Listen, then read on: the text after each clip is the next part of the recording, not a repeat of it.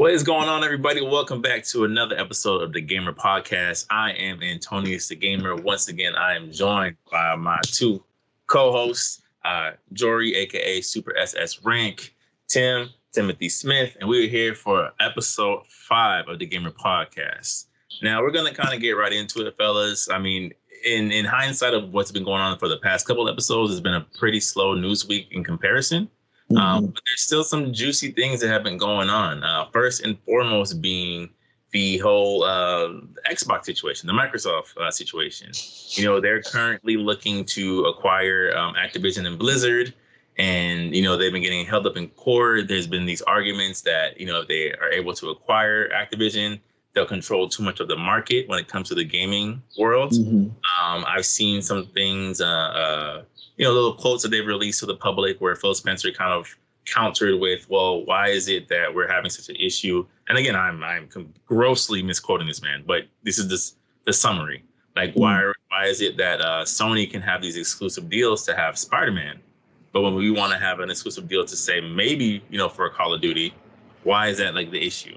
And what do you guys think? Like, we've talked about this off mic, you know, separately and things like that, where like I'm not opposed to different companies owning different things. I don't believe in the umbrella approach of one person should own everything. And and this could just be me underestimating how things have changed or not changed for Activision and Blizzard, but they've had some issues, Blizzard in particular. Is it something where I'm like, am I underestimating the value of what they can bring to the table in the gaming sphere? Why Microsoft acquiring them would be a bad thing? Like, is it such a bad thing if Call of Duty is a timed exclusive on Xbox in the next 2 years? What do you guys think? Overall, I am not for it. I do feel like, yes, I get it. Like, to go back to your point about Spider-Man, like, you got to realize, like, Sony's particular product of Spider-Man is a much more, is a curated universe of Spider-Man. It's not a whole general product compared to like Call of Duty is and all these other things. Like, that is a more massive community scale game versus a story cinematic exclusive. Good point. Now, it's just like, and I get it. You know, the other day there was an article that was released where Xbox, well, I guess it was like a figure that said it that they lost the console war, even though like it was a very like kind of like weird comment. But I do feel like, yes, like, you know, certain studios, I feel like they're just off limits. They're just off limits just for particular reasons in terms of for community-based rules. Like, I get it, like, you know, early, especially like last year, there was a lot of studio purchase. But then, you know, when you really look at some of the studio purchases that they made sense. Right. Like, most of the ones like with Sony have been long-term Sony producers of games for years, like from PlayStation era all the way up to now. Like, we grew up on these games, like, you know, just like from the conversation that we had about the mascots, like, it's like, because they are known for that particular product.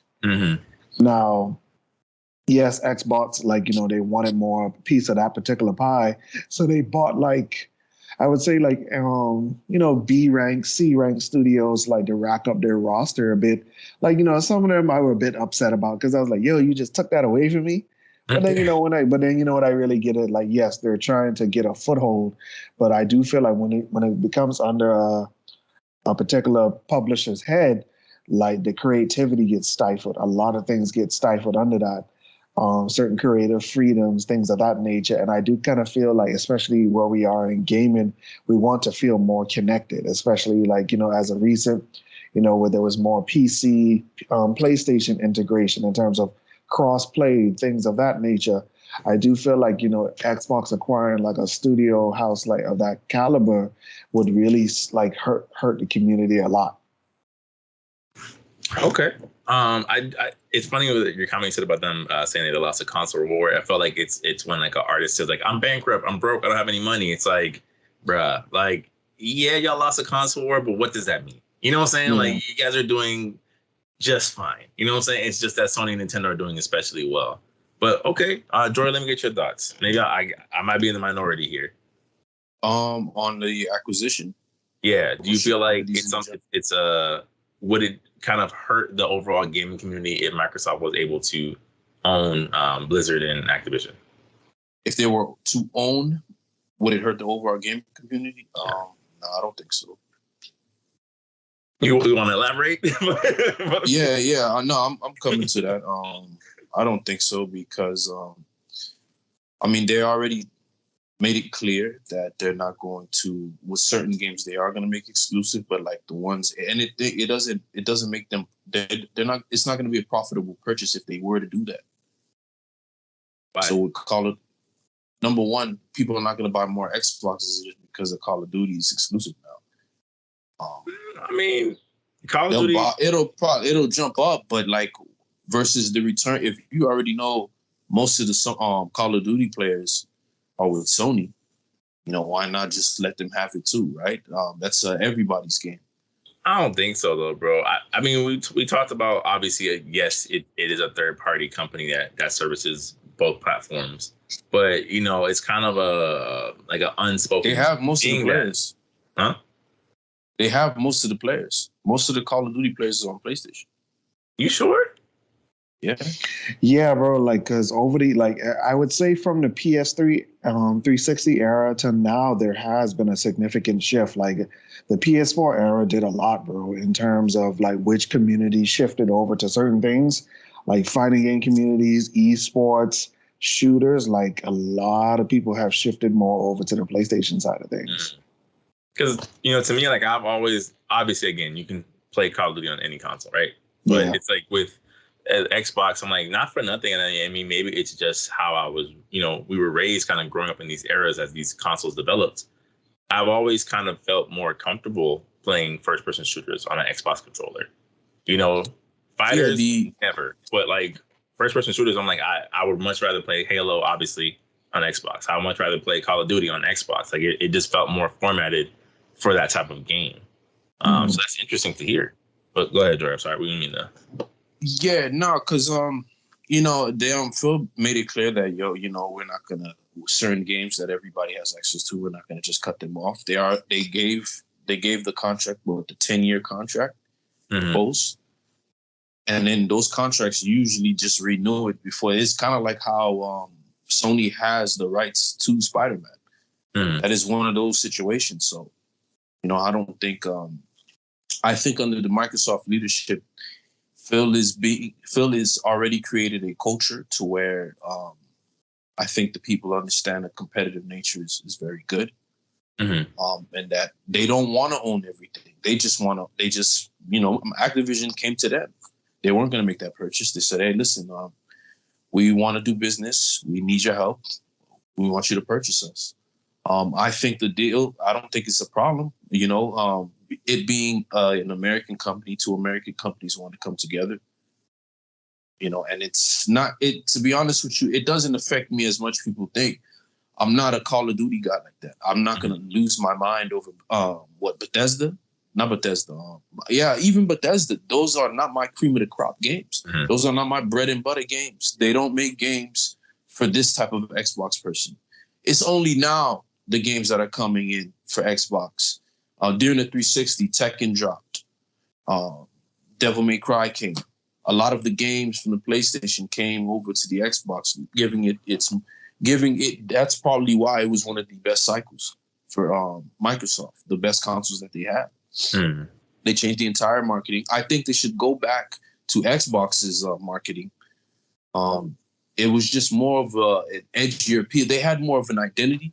They keep changing identities every new console cycle. Every console cycle. And it's just kind of like, you know, grow with what you have and expand upon it versus you changing. Hey, we're trying to be like the Switch. Look at your version of your Look at the Kinect, guys. Yeah, look at the Kinect. I mean, whenever a company is playing reactive, they kind of never have a form of stability, man.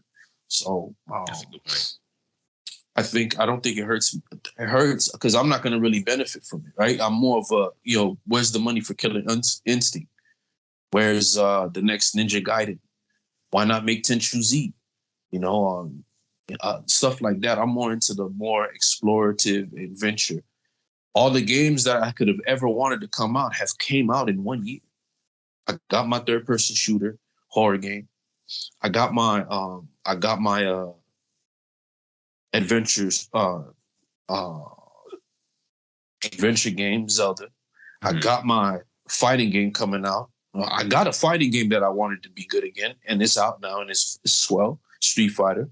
What else? Final Fantasy, mind blowing. I wanted a game where I was going to, get a good narrative and be blown away. There it is. Jedi Survivor, another one. I'm happy. This is a great year. This was a very fruitful year. Yeah. As far as video games. I mean, I can't, there's nothing else I could say, even Monster Hunter, despite that's not the Monster Hunter I wanted.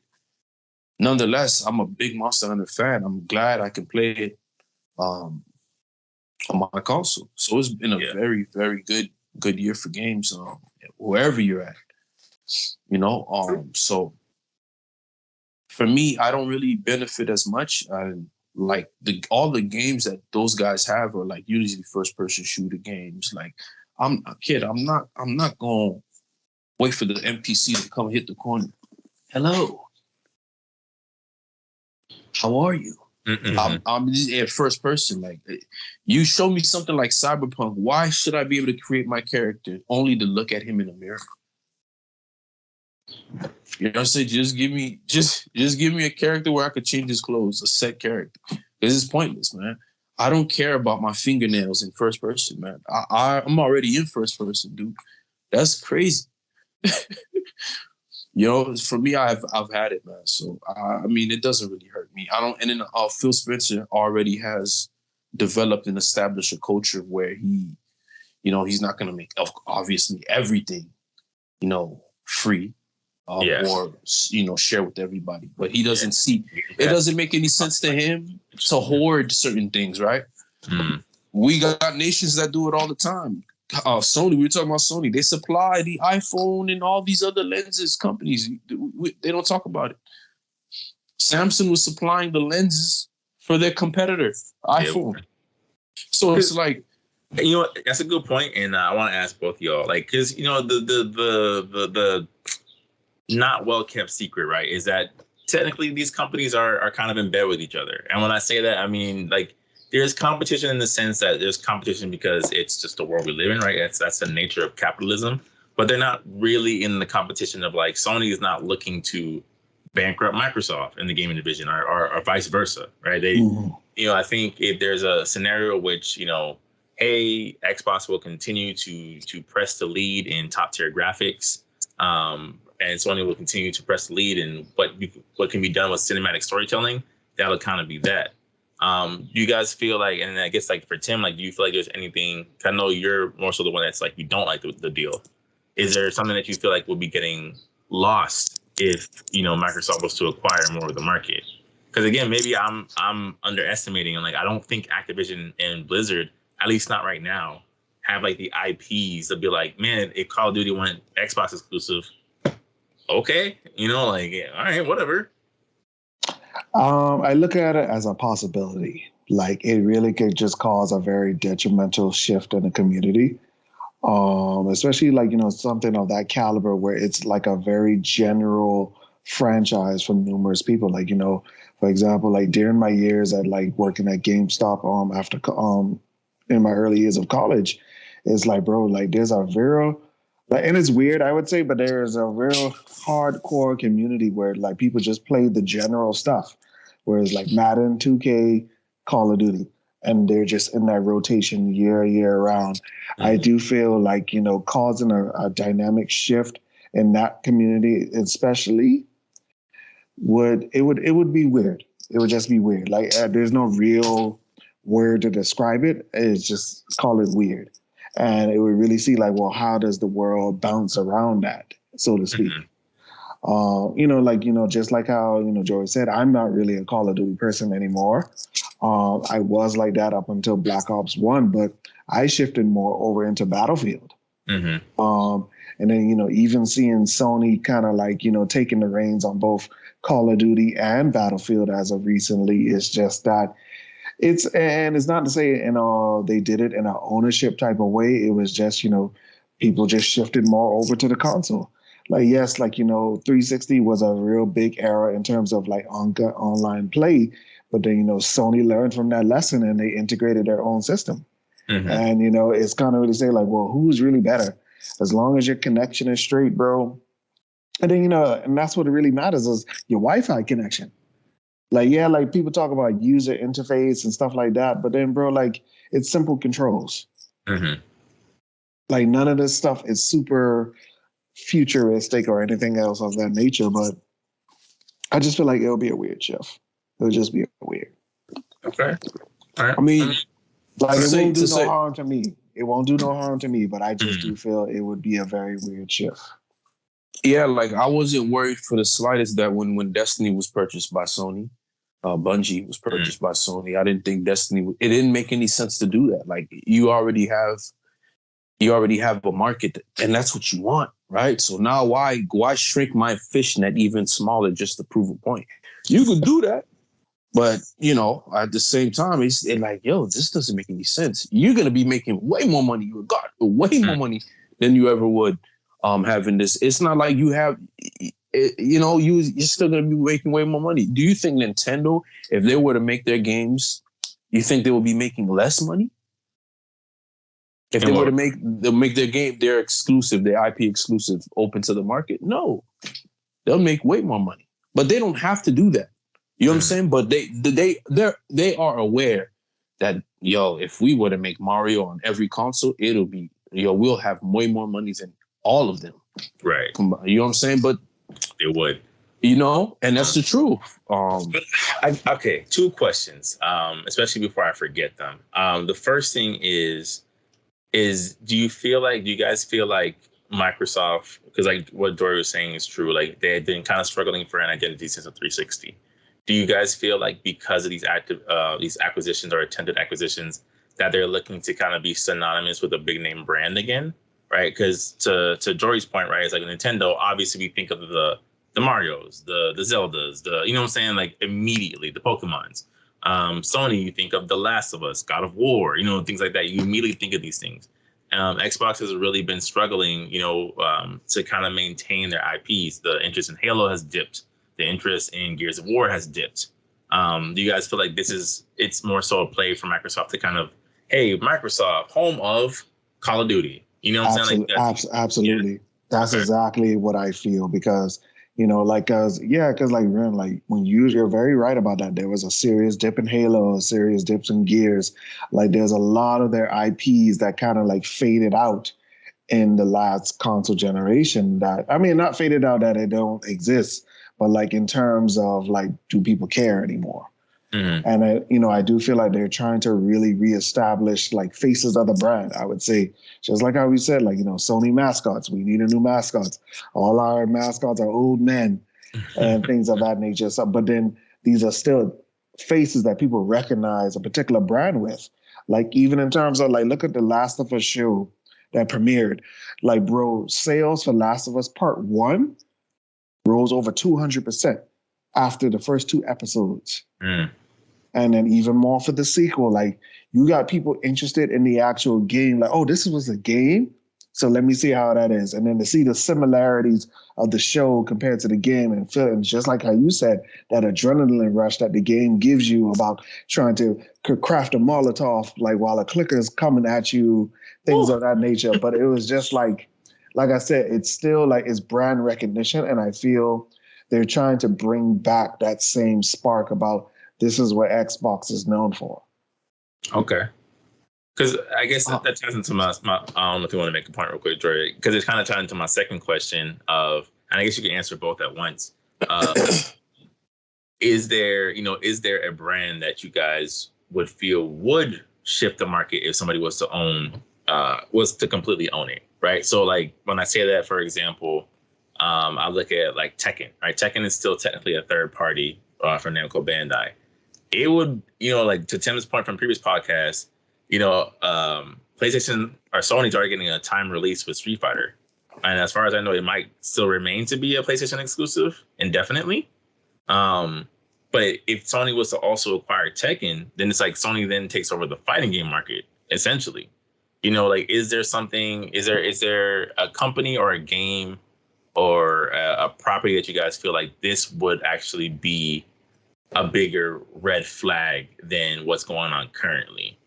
Namco and Capcom. Okay. Two big. No, don't mess with those. Leave them alone. Just leave them alone. Like even when they purchased Bethesda, I was like even though yes, Bethesda is more of like I was considered like certain people consider them like B rank studios, but like they have a very diehard fan base for some of their games, and people was like what? And then to be honest, I feel that's what was Sony's real response of purchasing Bungie because of that. That's my personal opinion. Okay. This all started because Sony kept buying every exclusive and holding it off until a year later. They bought the rights. They had timed exclusives for Call of Duty. In Call of Duty, if you played, you ranked up faster. Yes. Yeah. All right. That's one. Okay. Second one, Final Fantasy VII. Third one, what else did they do? They did 15, Spider-Man. What else did they do? Well, they did 7 don't count because historically, Xbox doesn't do very well in Japan, and Square Enix didn't feel like it was worth the cost to make it because no one was buying it. Yeah. Spider-Man. No, but at that time, I'm pretty sure they started to see an increase. What else happened? Neo was supposed to come to the Xbox. They prevented that. They would pay other studios, basically, bottom line, more for timed exclusives. And this was starting to hurt Xbox because Phil Spencer is like, okay, now what the last straw for real, was them trying to, they actually were trying to buy and prevent, they were going to buy Starfield. They were going to buy the rights to make Starfield exclusive. So Microsoft like, yo, you guys did this with Final Fantasy VII. We had it. They had the commercial during that E3. It was there. It was right there at the bottom. It said PlayStation, Xbox. Then weeks later, gone. So now it's starting to play into it. Now it's really starting to play because now Call of Duty's beating them, right? Because now people have to wait, grind harder, do extra work when they're like, yo, we can just do this in no time, right? We actually played. The game was actually more trash on the Xbox. That whole era, a lot of the games were trash on Xbox, right? The development time for the PlayStation, boom, they're paying us this. So it affected them in a gradual, noticeable manner. So now they was like, yo, you know what, man? You guys want to drop God of War? You guys want to keep dropping these things? Okay. All right, Birdman hands in the back. So let you know, let's not only that, but they had to do damage control on their end, right? Because everybody went to go buy the PlayStation 4 because of the DRM thing.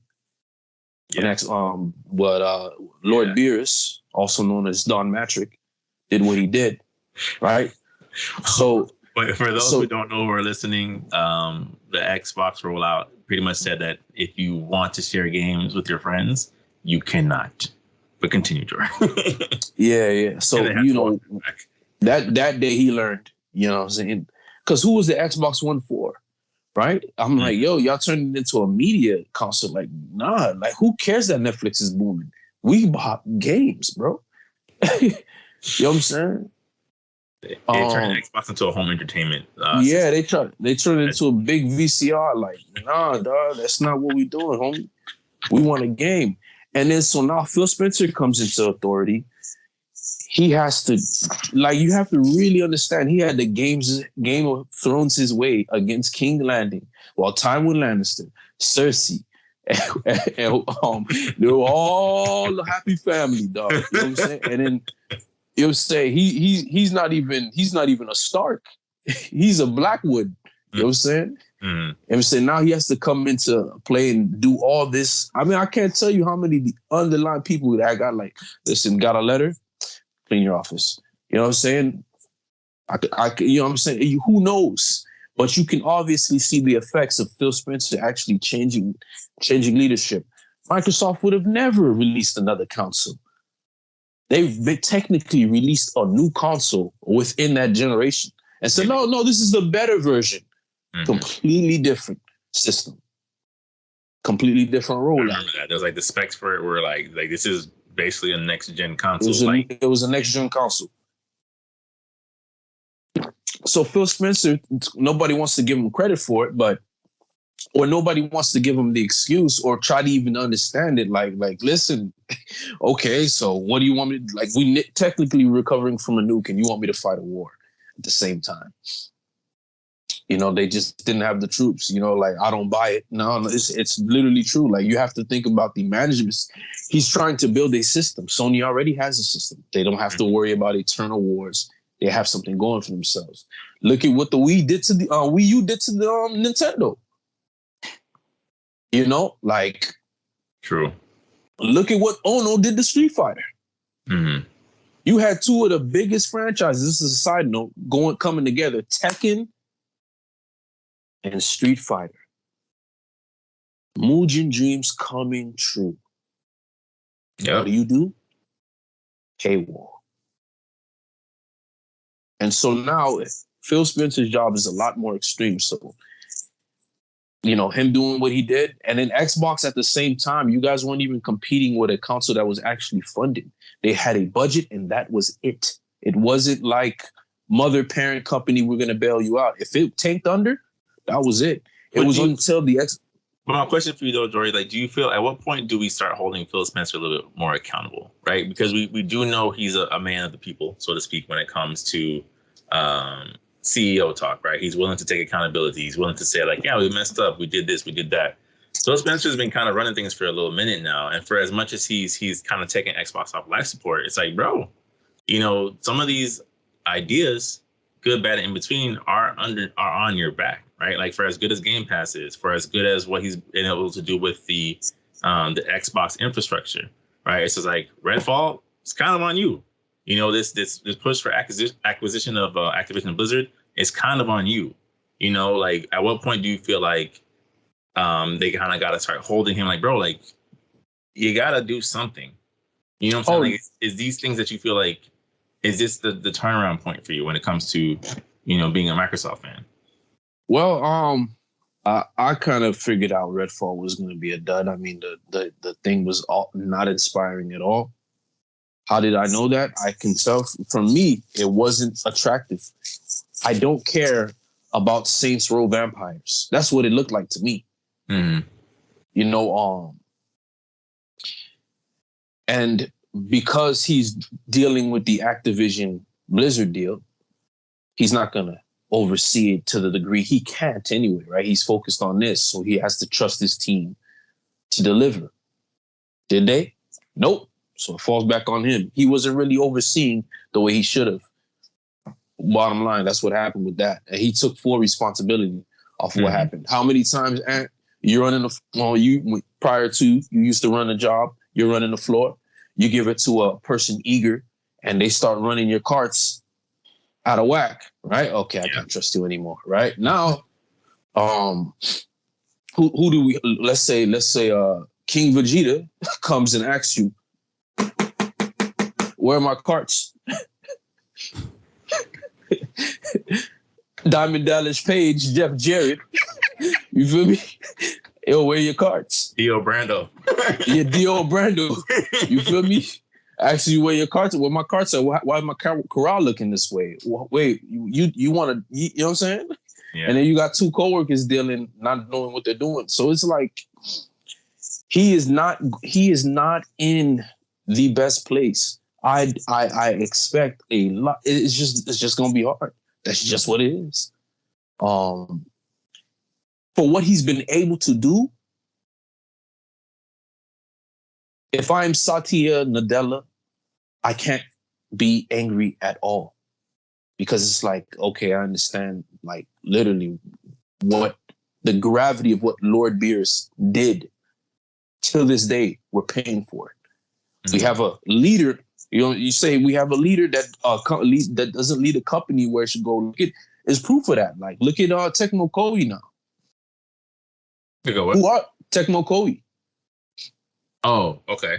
They're like to me, they're not even a factor right now. They're not even a factor. Dead or alive means absolutely nothing. They've Ninja Gaiden every skimpy bathing suit on planet Earth to keep that franchise going. And like yeah, so it's like what there's nothing, man. They don't have anything. Tecmo Koei is like, what is there? They don't make no games. We want a Ninja Gaiden. That would have been the easiest thing you guys could have did to bring your company back afloat, right? Let's focus on making this amazing. And nothing. There you go. You want to drop Wulong. Now, Wulong should have been that game that's dropping pretty soon, Zero Blade, right? Mm-hmm. But it's not. You guys want to follow Dark Soul path and stop being you giving me I'm playing Chinese martial artists, right? Why am I so limited to groundwork? That's not how I see them in my mind. I see them jumping, crouching tiger, hidden dragon. You guys could have taken that and expound upon something. Why make it like a Dark Souls game? Like, I'm tired of these Dark Souls clones, man. Mm. You know, like, it's bringing me back to the NES era where everybody want to do a beat 'em up. Yeah. You know? It's just be a company that's leading. Use what you have and expound upon.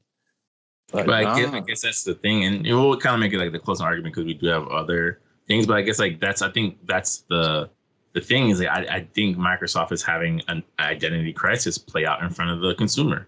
Whereas like when you're saying like, yeah, leave with what you have, is like, I don't think that they're confident that they have anything. You know, we spoke about this last podcast, right? Where I was like, to me, it's like, yeah, okay, cool. You're making a Fable 3, but there's no release date. Yeah, this gameplay is cool. You know what I'm saying? Like, not for nothing. To me, it's like, again, as impressive as Starfield is, and I'm not going to sit there and like belittle it at all. The fact that you had a 45-minute presentation just dedicated to Starfield lets me know you don't have much else in the tank that you feel that confident about. There's no way. There's no way. You know what I'm saying? And it's if I had to draw a direct comparison, it's like if we're looking at the two big drops for the years from the parent companies, it's like it took Starfield 45 minutes to do what Marvel Spider-Man 2 did in 10. And that's where I'm like, I don't know that they feel as confident. I think they did that because the delays, right? Mm-hmm. So there was a lot of delays. It was actually on the box, you feel me, to be released with the 360, you feel me? Mm-hmm. I mean with the Series X, but delays. Mm-hmm. So in order to mitigate the backlash, let us show let me make up and show you as much as possible in this time. You know, so I feel like it was more. I mean, because if you have a very confident product, let that soothe the wound. You know, again, Breath of the Wild, same thing. Like Tears of the Kingdom, like the delays happened, so they gave us a lot more footage. Mm-hmm. Great footage. They showed us probably the best parts of the game. Yeah. Not really, but they did. You know, to get the hype. So I think it was them. Look at Street Fighter. They had to. Right? They had to, you know? Yeah. So Street Fighter, we talked, you know, the marketing for that seemed very, very, very intentional. Of like, please don't give up. yeah. They had to, man. So I think that's what that was. It's not that so much they're not confident and they don't have anything. I think they're tired of not meeting people's requests. So now they're like, okay, this is not going to happen anymore. So people, what do we do so everybody can be happy? If not, I'm loading up the old musket. I mean, we can move on. I guess my thing with that is like, I don't know. You know, I don't look. Obviously, every company has their financial cap, but I'm like, Microsoft, not for nothing, in every other aspect of the business are doing well. They can still afford to somewhat blank check it when it comes to really getting their gaming division off the ground if they really wanted to. And it just kind of seems like there's certain ways in which, you know, it's like they'll spend a whole bunch of money here, which is cool, but it's like with key things that really help you guys' infrastructure, they're just like, we'll just play by ear. I think it's due to them not wanting to infringe on companies' workflow. But they starting to see that the companies' workflow themselves are not requirements that they have. So they have to do a lot of restructuring. This is just me going off the top of the head, right? Bethesda obviously doesn't prioritize certain things like release windows. Release windows. Yeah, you know what I'm saying? They don't prioritize certain things like other companies would. So now you have to deal with the management head. And not only that, they do a lot of freelancing. Imagine a freelance worker at your local grocery store. I don't think I'm coming in there. Right. You know? Or I'm going to come in. There's no stability. So unless they go over that hump to where like, okay, it doesn't matter. No, it doesn't matter anymore. We're not going to have freelancers. We're going to have hired, paid staff. They'll be fine. You'll get a Sony. You'll get a Nintendo. You know? But if not, you're going to keep struggling. Okay. I think that's actually a pretty good segue into the next topic because it's still within the same realm of, what we've been discussing so far. Sony, Nintendo, and Xbox. Sorry, Sony, Nintendo, Microsoft, right? During some of these hearings, obviously we're talking more release windows than actual year, but it was tossed around by both Microsoft and Sony that, because again, they're holding hands to some degree behind closed doors, in terms of that's just how companies kind of work. They're frenemies at best, right? It's like we're more than likely going to get whatever the next version of the Xbox is and PlayStation 6, 2028-ish. There's been rumors off and on that Nintendo's gearing up for their next console launch sometime in 2024. Obviously, if they just release Switch Pro, people will be happy, right? At this point, people have given up on Nintendo. People have kind of given up on Nintendo getting into the graphics market. I think they have shown no interest in we're going to try to catch up to the other big two. They're going to drop some to console. I don't imagine them, especially because of how badly things went with the Wii U, them shaking the table too much when it comes to the Switch. The Switch worked. It paid homage to the original Game Boy beginnings while also having the modern console aesthetic. But my main thing is, given COVID, right? Given the lockdown, given the fact that we're just now, like you said earlier, Joy, we're just now having a really good year of current gen this year. Even though 2028, granted, is a ways off, right? Having kind of being robbed more or less 2 years of games. Do you guys feel like 2028 is a reasonable window for a next gen console cycle? Especially with all the talk this week where I've seen, the IGNs and the GameSpots and talk about how a lot of these next gen games don't really feel next gen. I don't necessarily have the best TV, but I've been playing Final Fantasy 16 and those graphics could probably be on PS4 if we're being real. Loading times, no.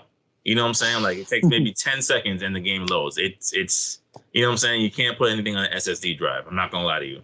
But in terms of quality, I'm I haven't seen anything yet other than maybe lighting and particle effects that the PS4 probably couldn't handle, at least not a PS4 Pro. No, I definitely agree with you. I'm not in the mood for another system no time soon. I at least want it, especially I'm talking about starting from this point where we are from this year. I want at least 8 to 10 years within this console cycle. I do feel 2030 would be more.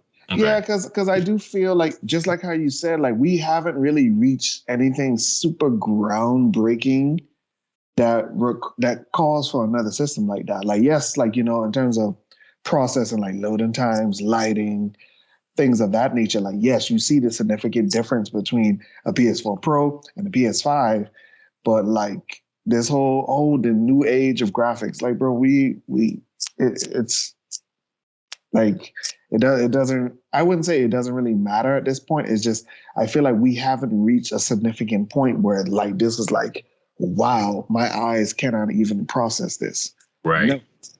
No, we have not reached that point. So I do feel yes, maybe probably sell an updated version of this current system, how they did with the PS4 Pro. Yes. Okay. Give us something with a little bit more kick in it. that's fine. But a whole new skip to the next console number, no. Okay. Bro, what do you think? I think the next leap is going to focus on depth Of just game, depth of game. What do I mean? For example, right?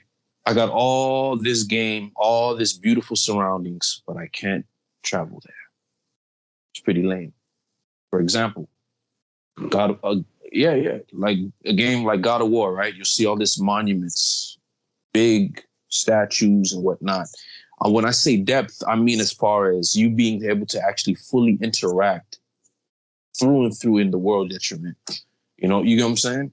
I do, but I want to give a little bit of pushback because I feel like for as much understandable hate as it got, I think that was also maybe one of the perks of Forspoken, right? Like, I don't know if you guys got to play the demo or seeing the gameplay, but a lot of those like hills off in the distance, you could actually scale them to a certain degree. It was a massive, massive open world with nothing in it. No, but that's a lack of depth, though. You understand? So yeah, bro, because you gotta realize when it comes to stuff like that, bro, that's a lot of physics for one, and that's also much more strain on the system. Now, like, yes, like, they want to give you a product where you could immerse yourself with, but bro, it kind of sounds like you want to touch every rock.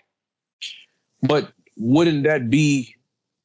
I'm trying to tell you guys that'll be like the next leap, right? I don't have to touch every rock, but that would be something to achieve if you were able to. Will you not? You guys might not care about it, right? No, it might not be something that sells you. At the same time, when you think about it, like, yo, if I'm playing Spider-Man, right? Mm-hmm. I can literally say that the chase no longer has to be allocated to this street corner. The villains decide to split up and to go into different buildings. Mm-hmm. And now I'm actually in a building and I'm having a fight in an actual room with Spider-Man. Then it's so depth would totally change. So it wouldn't be so much graphics, but the gameplay itself would be more extremely immersive because now you have a level of depth. Imagine Spider-Man sliding underneath the taxi car just to kick it up, or you opening the door and you're punching a guy inside the car in a fight. Mm-hmm. Like you're in the armored truck, Spider-Man rips open the door, puts on the brakes. It's just depth. That's what I mean. That'll be another leap. Kind of like what we were being presented during that. I don't know if you guys got a chance to play it, but the demo for the Matrix. You guys didn't have there's a Matrix demo. No, yeah, that was y'all exclusive. Okay, but yeah, I think imagine like for real now, timeless movement, the frame rate, the stabilization of 60 frames, Okay, but that's what I'm saying. That's a lot of physics, bro. And honestly, I do feel like a lot of, like, even where we are with current hardware, I don't feel they can power stuff like that.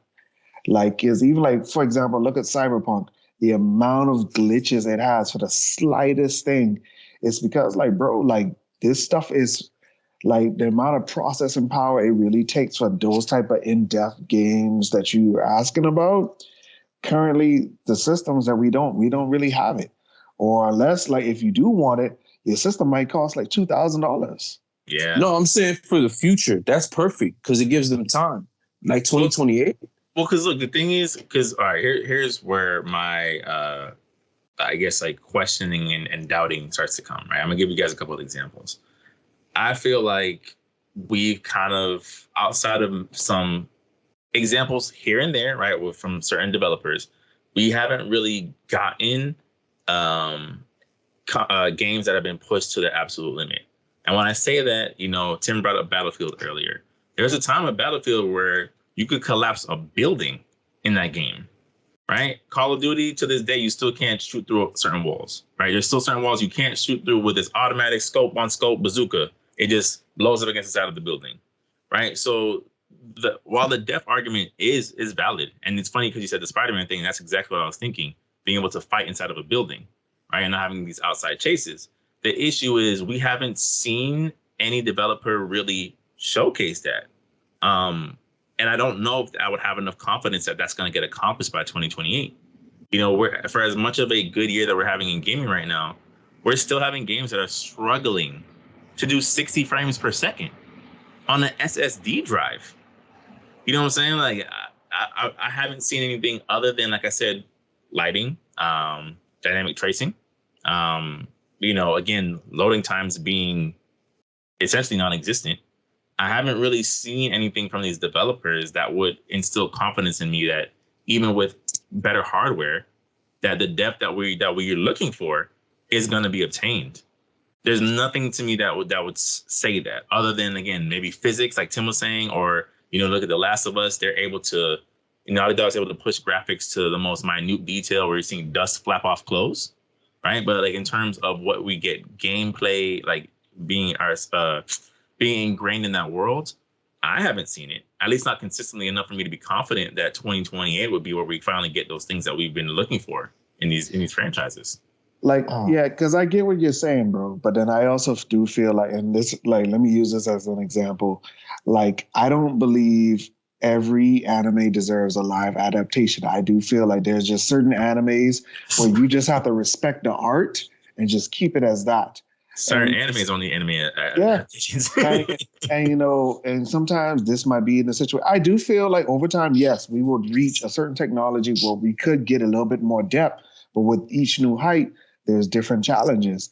So it's just like, you know, there's just certain things that are not really possible, bro. Like, or they like especially when you think about it from a console point, a console is a compress. It's a compressed thing. Mm-hmm. And when you compress things, you're trying to hold it together from exploding. Mm-hmm. And, you know, some of the things that we may want, bro, like just like how Anthony said, when he put in, what game was that? The Last of Us 2 on your PS4 Pro. You said you heard that fan booming like. I thought it was over. Because, bro, it's about to explode. But then when you play it on PS5, you barely hear the PS5 turn on. Mm-hmm. It's just certain things are just like, it's too much. It's too much to compress. You don't think that's enough time to like learn the software? 10 years? I mean, history has shown that yes, we'll definitely get some type of masterpiece, right? Like again, you look at the towards the end of the life cycle of like Xbox or even the PS3, right? You start getting these games that look essentially next gen for their time. Same thing with PS4. You know, even with Red Dead 2, like on the right TV, Red Dead 2 is a very, very beautiful game for open world. Yeah. Very crazy. You know, we had the discussion last podcast of it's very hard to tell how much better MK1 looks from MK11. Like there's a certain point where like the graphics have just like, you know, late into the console cycle, they start to really figure it out and how to make things work. Yeah. So I have no doubt that by like, let's just say 2026, we're going to see one of the most beautiful Series X and PS5 games we've ever seen in our entire lives. But that's, again, we're just talking about graphics, right? And that's also, you know, why I gave it just a little bit pushback on that point, at least, of like, I think somewhere along the way we lost gameplay first, just in general. Yeah. Nintendo seems to do that when they want to, right? I think that's why Breath of the Wild has been such and Tears of the Kingdom has been such a runaway success of like, look, this is going to play at 720p, but look at all of this. You know what I'm saying? I do. Oh, I think, well, I don't know if this is really relevant, but Zelda needs to like bring back the temples, man. These temples was not it, homie. They do. I think, you know, we can kind of say that a little bit for the Nintendo Direct conversation that we have coming up. But I agree with you. I do think it's time for Nintendo to take the Mario approach with Zelda, where like Mario can mean different things to different people, right? Where it's like, you have people who love Super Mario Odyssey. You have people who are gonna, you know, love these new Super Mario games or more 2D side scroller classic. Mm-hmm. You know, you have people who want Mario Kart 8 to live forever, right? I think there's a lot more things you could do with the Zelda brand that don't have to be Breath of the Wild. So I definitely agree with you. Yeah. So yeah, I mean, any other thoughts on the next gen? I'm kind of with Tim. Like I could do to about 2030 before I start seeing. Yeah. You know, Xbox. I just want a new TV. I just want to do TV because I feel I agree. that's where you see more of the graphic scaling these days, and I feel like that's what always was their focus, bro. Like 4K TVs, 8K TVs. Like I feel that's where a lot of like when it comes to your home entertainment system together as a whole, they focus more on the TVs because at the end of the day, that's where you're absorbing the actual visuals from is your TV. Yeah, Yes, your system is the conduit, but bro, it's the TV. Yeah. So I just want to do TV. Yeah. It's not until I got the LG C1 I started enjoying my console cycle, man. Yeah. You guys are playing held back. You think you're experiencing the game, you're not. The TV will help the system. Yeah. No, absolutely. Move and punch.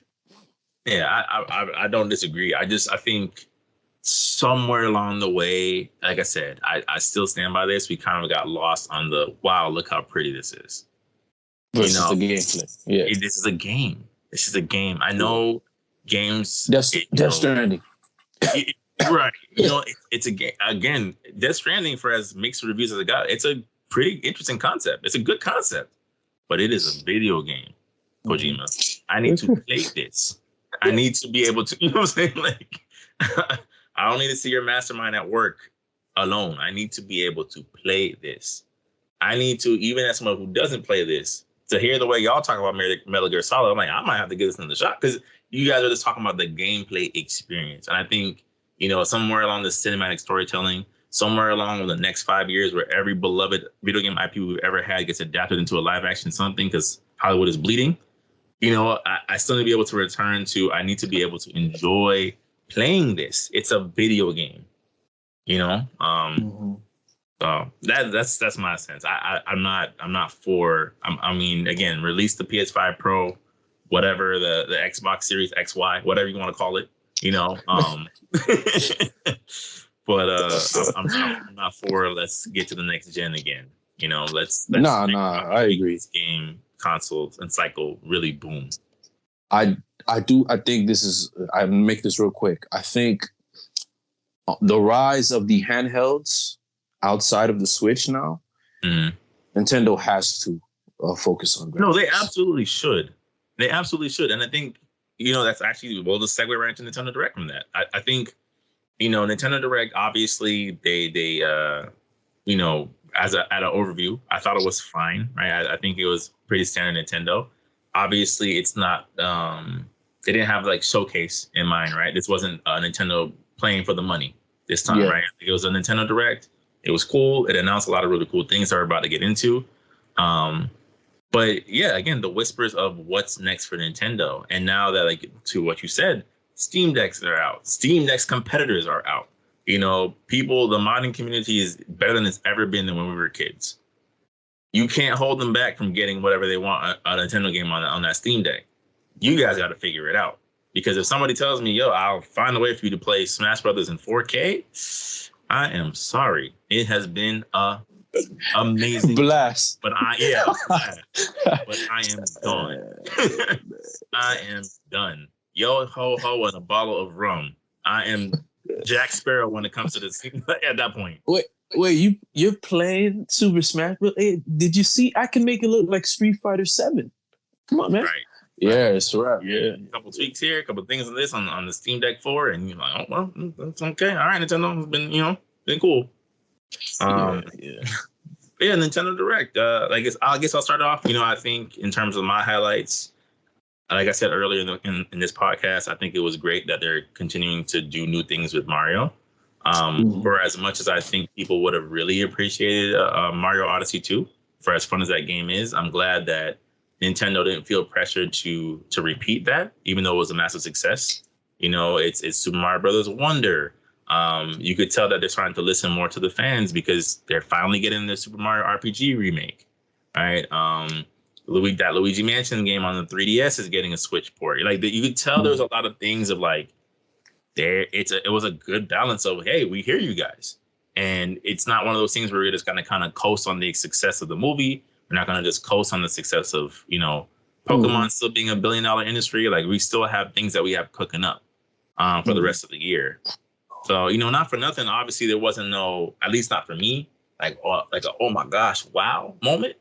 I think Nintendo's just like, no, we are still very heavily invested in our IPs. And other than a couple of questionable things, which I mentioned in the group chat, and we can kind of circle back to once I get your guys' opinions of where's Donkey Kong, where's Star Fox. Everything else, I was like, this was pretty good. It's pretty good. Probably give it like an 8 out of 10, honestly, in terms of a direct. Mm-hmm. I gave it a 7. I did like the factor of the Arkham trilogy coming to the Switch, and Yes. I was surprised about the third game. I was like, wait, so you're not doing Arkham Origins? You're doing Arkham Knight? Mm-hmm. And to this day, like Arkham Knight still holds up very visually well. Mm-hmm. So I'm like, can the Switch really hold that? Like in terms of open world? I mean, yeah, open world. I'll give them respect on. But to like that type of detail with physics in terms of like gliding, grappling, fighting, things of that nature, I want to see how that holds up. Because when you really look at Arkham Asylum and Arkham City, you really realize like as of now, they were more like hub worlds. Yeah. But like Arkham Knight really expanded that. The fact that you had 3 islands to cross between, that you had to use the Batmobile to really get across most of the times. So I'm really excited to see how they hold up with that. Just like how you said, like even like their other IPs, because I know they gave Metroid its good justice with the last game that they did. Mario is going to always be the forefront. But yes, Donkey Kong, Star Fox, like where are these other IPs with that, Pokemon, I was excited about some of the news. I did feel the DLC for the upcoming Scarlet and Violet was a bit underwhelming. And I just kind of feel like Pokemon has really hit a very stagnant place that they don't really know what to do with the series anymore. And it's clear. It's very clear because like even how they handled Ash's departure, bro, I was like, okay, yeah, y'all just ran out of ideas because even the last few battles that he won, I was like, bro, this makes no sense narrative wise, none whatsoever. Like all of a sudden, type advantage don't matter no more. And it's just like, there's no way a particular Pokemon of this caliber, this size, gets beat by a Pikachu. So it was just like a bunch of gimmicks after gimmicks after gimmicks. And I just kind of feel that, like, and a lot of YouTubers have said this, like Black and White was basically like their end game, so to speak. And everything after that has just been end game burnout. Well, really? minus Oraz and Ultra Sun and Moon. Okay. And of course, Legends Arceus. Like they've had good pinnacle moments, like, but then out of sight of those 3, everything else has just been not really the best. Like you've seen it go down in terms of like reviews, like Sword and Shield. I tell you all the time, bro, don't even buy that, bro. That felt like a tech demo to me. And even with this recent one with all the bugs and stuff, like, yes, the world was pretty, but they've even dumbed down the gameplay so much where it's like, bro, Red and Blue feels like Dark Souls compared to these games. Wow. Yeah. Like we grew up on the era where, like, yes, we had infinite rare candies, but the gameplay was still hard. Yeah. Like now they've dumbed down so much. Like it's like, bro, is who is Pokemon really for anymore?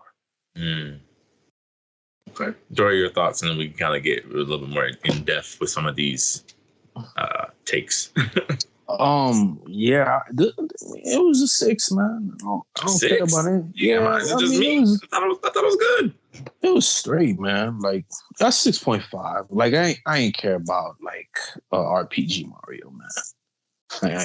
I ain't care, right? I ain't care about yeah. The only thing that for me was wonder, right? I see like, okay, there was a lot of interesting stuff happening here. That was cool. Like the Arkham Knight I looked at it exactly the same I did as The Witcher. Like, yo, I could play this on something better, like, but it's on the go. Like, no, dog. Like, you don't play games like that and like not want to sit down. You're gonna tie it up to the console and blow it up. I don't play Breath of the Wild in my hands. I can't. Fair. You know, like me playing Fair. Bayonetta, trying to hit a 76 hit combo on the Switch controls portable. Yeah, good luck, man. I mean, you could do it. You could do it, but you know that's what I'm saying? That's a good point, bro. You're right, because there is certain games that like I didn't even think about that, where it's just like you just want almost like a surround sound. You know what I'm saying? Like Ultra 4K if possible, of just like how am I gonna play? I'm sorry, bro. How am I gonna watch The Dark Knight, a Zack Snyder film, and then go home to be like, you know what? I think I want to hold this in my hand, and I got this big TV screen right here. I built an Oasis. No, thank you. No, thank you. No, thank you. To go on. Yeah, I just wasn't interested. Like, I mean, Donkey Kong, for real. Where's that at? F-Zero, where's that at? You got like, why did you Mario Kart? Why did you F-Zero Mario Kart? You could have had two different franchises allocated to two different groups of people. You know what I'm saying? And not for nothing, like, sorry to cut you, but like, not yeah, for nothing, no, you good. Nintendo low key has the mascot racer game on lock, bro. I remember as a kid, I couldn't choose between Mario Kart and Diddy Kong Racing. You know what I'm saying? Like Diddy Kong Racing was, Diddy Kong, bro, not Donkey Kong. Diddy Kong, yeah, bro. Fire. Diddy Kong, yeah. You know, yeah, you're right. F-Zero, like, granted, F-Zero might need a little more crossover appeal these days, because outside of maybe Captain Falcon, it's not as. No, you don't understand the popularity that it's been getting. I've seen so many documentaries. Type in F-Zero's world. There was a time I was so discouraged as far as creativity. I said, man, there's something about I decided to watch the cutscenes for F-Zero, as cheesy as there was. Some of the concept and character designs, even though they had 40 versions of Captain Falcon, the ones that weren't were amazing. The backstories behind it, the world of F-Zero, I think, to be honest with you, if they didn't even want to do a racing game and they wanted to make F-Zero the bounty hunting open world game, it would succeed with flying. The 1313 F-Zero game, where you play as Captain Falcon, catching villains inside your speeder, flying colors. Even the anime for 4 kids wasn't even that bad. It was just on 4 kids. Yeah. What a tragedy. You know what I'm saying? You know what I'm saying? It wasn't even that bad. I'm gonna be honest with you. Okay. And it was just like the world of F-Zero, it works, man. It's well made. The tracks, the music. I mean, let's be honest. What's your favorite stages in Super Smash Brothers? Hyrule? Corona? Not Corona. Corneria? Final Destination? Big Blue? Like, go, ready, fight. Like, you get amped. I remember I paused the game. Me and my boys went outside. The game was still playing on the GameCube, and we just jammed to the music and was just looking at each other like, yo, this is life. All right. When we had the big projectors designed as big screen TVs when they were just projectors. You feel me? Like, dog. HD for the low. Yeah. HD TV. You feel me? Oh, boy, they conned us, man. But yeah, like, honestly, man, I wasn't really that impressed. Wasn't anything that you like the Nintendo Direct, you're like, wow, like, whoa. Well, I mean, Wonder was it. Okay. Wonder was it. Like, I don't care about Paper Mario RPG. I don't care about those things. They're not for me. Okay. Right? They're not for me. And then that character looked out of place anyway, right? I thought it was a Digimon. Digimon. Yeah. You feel me? Yeah. Yeah, Puppet Man. I thought it was, yeah. No, I'm like, homie, like, this Digimon season 2 kid. Yeah. You know what I'm saying? Yeah, it wasn't for me. And was Octopath Traveler a part of that too, or was I tripping? Octopath, maybe. Personally, Pikmin 4 made it as a debut for all that's worth. Thank you. Pikmin 4, another Todd Nook game. Come on, like personally, I feel like Nintendo has really remixed a lot of their IPs to the point where you can't really remix them no more. Like, Like, like Mario Party, I would say Mario Kart. Like, yes, these are generally still very fun games to play, but it's kind of like, bro, after you don't like been indulged in this world like over 20 plus years, you start to not really see like there's really no difference in the next installment when you really look at it, bro. Like, yes, I'm glad that they're expanding on more characters like the Princess Peach game, things of that nature, but it's just the Mario universe has really reached like a real, and I mean, I'm not trying to like go too far and say this, but almost another plateau-ish point like Pokemon. Okay. Like, I could see that. Because I also feel like Nintendo also needs to explore new IPs for themselves. I do feel like it is time for them to truly take that plunge, just like how Sony and Microsoft have had to over the years. It's time to develop some new characters. It's time to develop some new characters. And now the fact that you've established a movie universe of your own, because you got to call it for what it was, that is a good way for them to keep them indulged across multiple different streams of media. Like the fact that Donkey Kong got featured, bro, that was one of the best parts to me. Yeah. That was like the DK rap, which was like, yo. And it's like I can only see like, probably future movie titles like, Metroid or Link. Star Fox. Like, yeah. And then of course they all come together to fight the big bad of Super Smash Brothers, and that's how you bring them all together. And it's like, because I already know that's already in the script. I already knew. But it makes sense. But then I also feel that's also a good way to introduce new characters, man. Like it's about time. It really is about time to like, and we used to say this back in the era of remasters where it was just a new paint skin. It's like, bro, everything is getting a remaster now. Everything is getting a remake. Now it's really time like, all right, can we get some new writers for some new IPs? I mean, that's.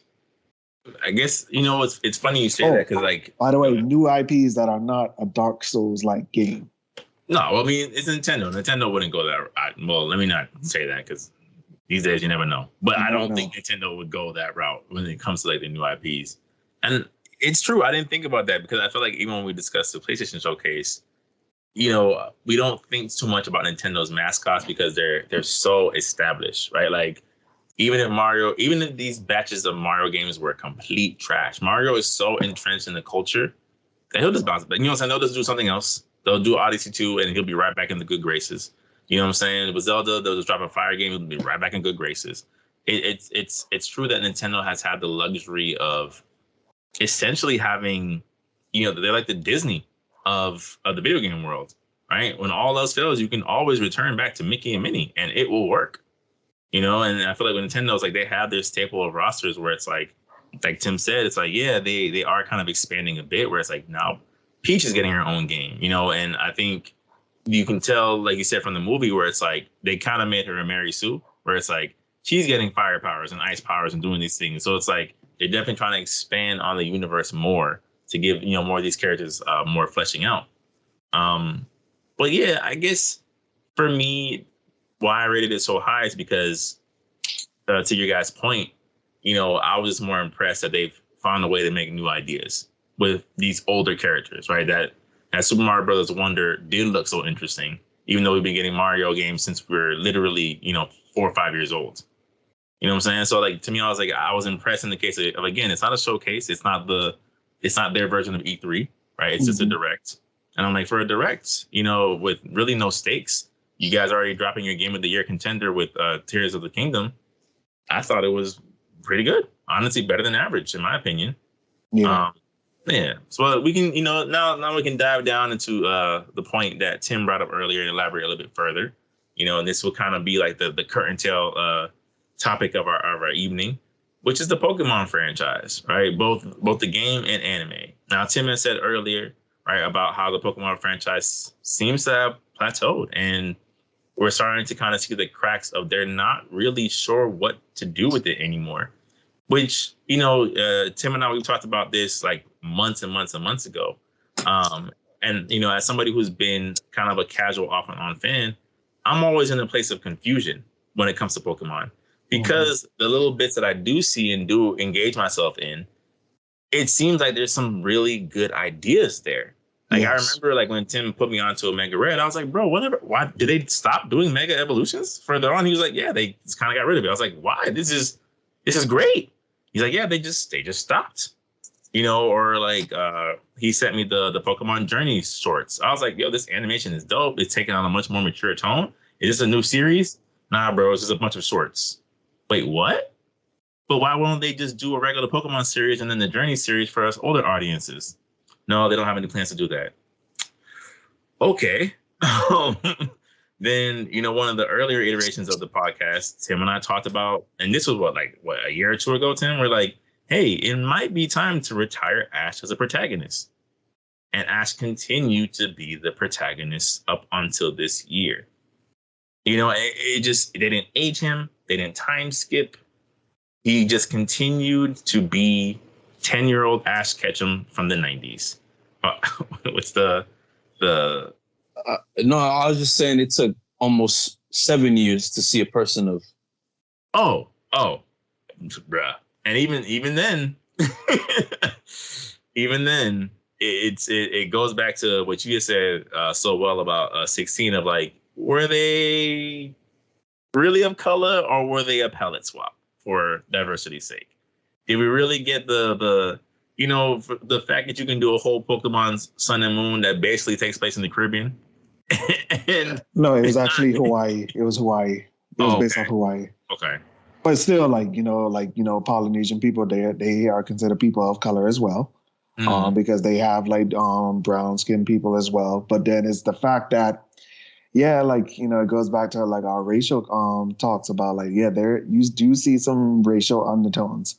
Like I did like the professor of the region, like he had a more Polynesian color. But everybody and there's even the best friend character / rival character you have, he's a little bit more. Yeah. And then even one of the trial captains or gym leaders or what you want to call it, like you saw some of the influences there, but you did also see the colonial aspects. Yes. I was like, okay. There's never been Pokemon Africa. And I don't think we will ever get it, bro. Yeah. But honestly, the most disappointing part of the Pokemon series has been Pokemon Europe, just like Assassin's Creed. Like Kalos did not do well. The British one did not do well, and then now this current Spain one is just kind of like, nope, it's not really doing well. Like, yes, there's some real cool ideas, like, bro, because honestly, man, Mega Evolution was a game changer, man. That was a serious game changer. But I just felt that they got so focused about the next gimmick that they just kept doing it. And it's like, bro, personally, I don't care for giant Pokemon. Like Sword and Kaiju. Shield. Bro. Like Kaiju Sword and Shield. I was like, bro, you mean to tell me this is the basis of the story is Gigantamax and Dynamax as like. And then the way they had to kind of talk about it, they make it seem like it's like region exclusive. Like, oh, this is the phenomenon of this region. But then in the anime, they just doing it everywhere. So, and even that, like Z moves were cool to an extent, but I did see that phasing out very early. And then even this new gimmick with these little crystal hats, like, no, bro, that is goofy. Yeah. This crystal typing of like it gives you reduced damage in this and gives you a damage increase in the element you're not based in. It's like Mega Evolutions was the game changer, bro. All I saw was Seto Kai, but I heard his theme music. When I saw that, man, the whole this do that and that hat and this that, I'm like, yeah, that's kind of whack, man. Oh yeah. It's kind of but then like I used to just said it in terms of the anime, like even this new current one, I definitely feel it's definitely more just new age kid friendly. But now I'm starting to think like, well, is Pokemon really just doing like a revamp of their series? Like where like, hey, the old kids, we thank you for supporting us for years, but goodbye. Because that's how I kind of felt with BDSP and even like Let's Go, even though Let's Go had some good high moments. But like BDSP was just a huge not in the right direction because especially as much people has been waiting for like a Sinnoh remix. Like, bro, Fire Red Leaf Green, amazing remix. Heart Gold and Soul Silver, phenomenal remix. Oraz, almost close to perfection. Mm-hmm. Mm-hmm. Here comes the Sinnoh remakes, where we got to introduce to the god of Pokemon. And those graphics and that gameplay looked horrific. And it was just horrific. It was just a carbon copy of the old games. Like there was really nothing really new. Like yes, they gave us a much more immersive game in terms of like Legends Arceus, where we got the real lore of Pokemon, which is actually a very great route to take. Like I would love to see a Legends Johto game about the Twin Towers with Lugia, Ho-Oh, and then the creation of Raikou, Entei, and Suicune. Or, Legends Unova, where we see the original dragon of Kyurem, Reshiram, and Zekrom. Like, these are real good things that really explore, like, Pokemon's past, like, to really get a more in-depth story about the lore and stuff. But there's, like, will they do it? I guess my question, and either you guys can answer, and I've asked this to Tim before. Me personally, I feel like, and we could talk games and we could talk to anime, right? So I'll give my thoughts on both. My question is, and I kind of stand by this, I don't think we need more Pokemon like that. I don't. I think, they've been dropping bloated numbers where like, yeah, this new generation has 25 or 30 or 40 more Pokemon. I'm like, bro, I've literally seen a Pokemon that reminds me of a broom. And you know what I'm saying? Like, this is not a creature. This is a household item. This is a mop with eyes. Stop it. Trash, dog. Like I was gonna say that. Like you're not innovating in creature design anymore. Cut it out. Give me 10 to 15 classic designs. And don't get me wrong, there's been a couple, right? I think Arceus showed some really, really cool designs. Even Scarlet and Violet had some really cool designs. I'm like, if you give me like let's just say 15 just fire designs and focus on gameplay and lore, you guys are out of here. Listen. Because like Tim said, it's been all gimmicks. It's like, nah, we gotta increase the list to 115,000 Pokemon. Now you can catch Dustmite. You know what I'm saying? Like that kind of thing. Oh my gosh, man! Like. I mean, yeah, I do realize like ever since Black and White, they have like gone down in terms of numbers for the Pokedex. Like every Pokedex has gotten smaller and smaller and smaller of like just new Pokemon, and then even the inclusion of regional variants, which is actually pretty cool. Like Alolan Marowak and Alolan Ninetales, like even Alolan Raichu were some of the best. Now they have convergent species where it's like a cousin of them, but they're an entirely different Pokemon. All I want for them is to complete the EV cycle, and that would bring me such closure. Just complete the EV cycle for once, and let me just have that closure. But I do feel like yes, like in terms of designs, like yeah, like they're starting to really run out of ideas, bro.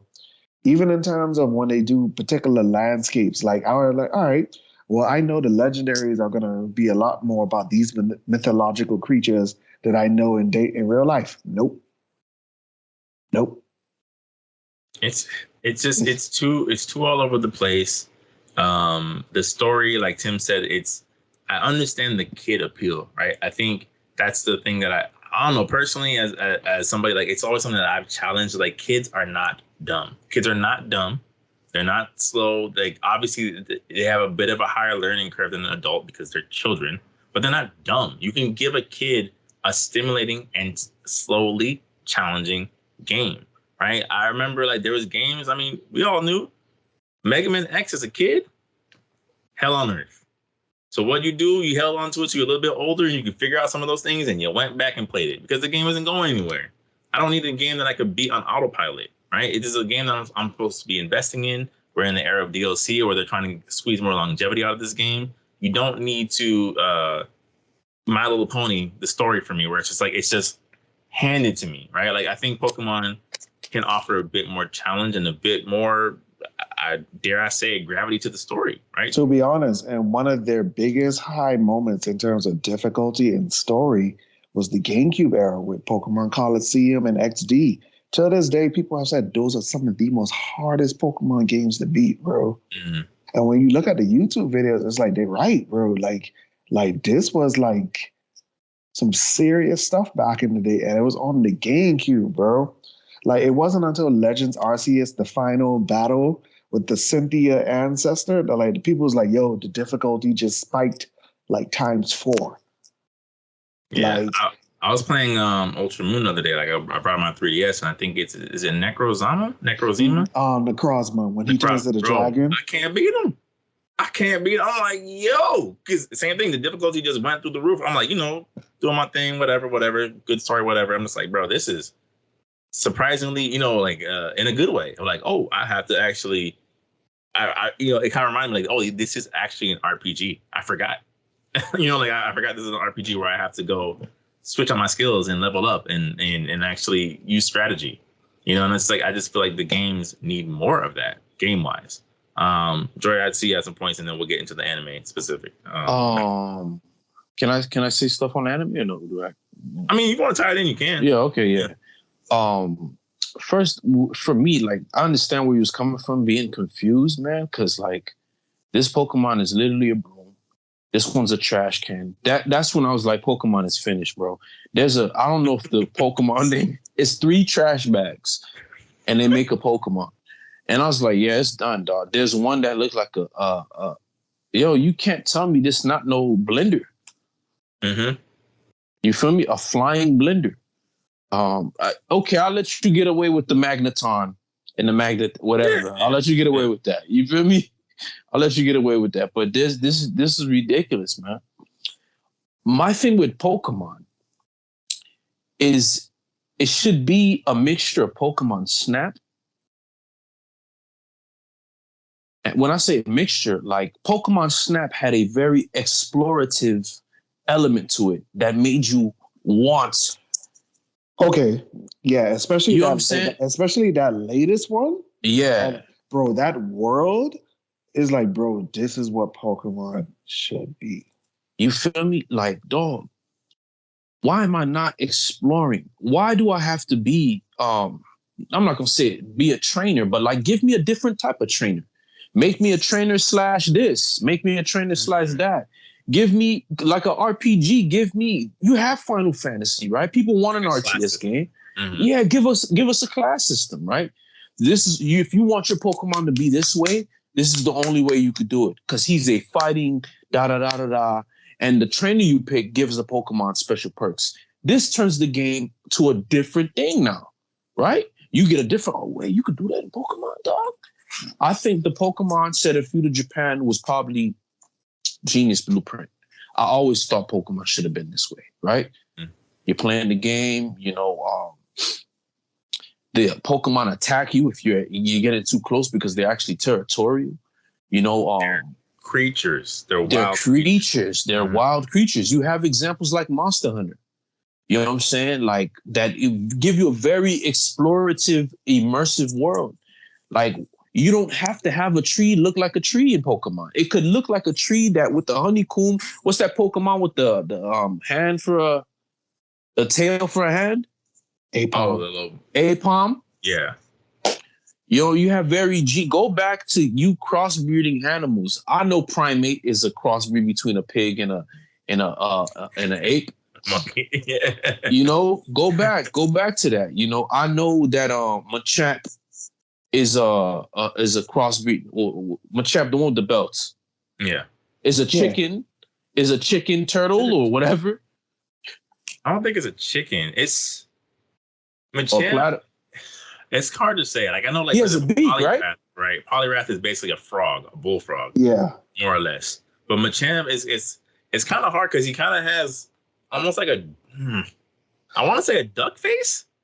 Like almost like a humanoid. Not everything is based off an animal. They have more humanoidish looking type of things. Like, yeah, because like Machamp is based off like a 4-arm wrestler. Like, yeah, so yeah, but it's still a creature. You know what I'm saying? It's just the more. Yeah, but like I said, like, but not everything is like strictly animal based. Everything is like there are some things that look technological. There are things that are elemental.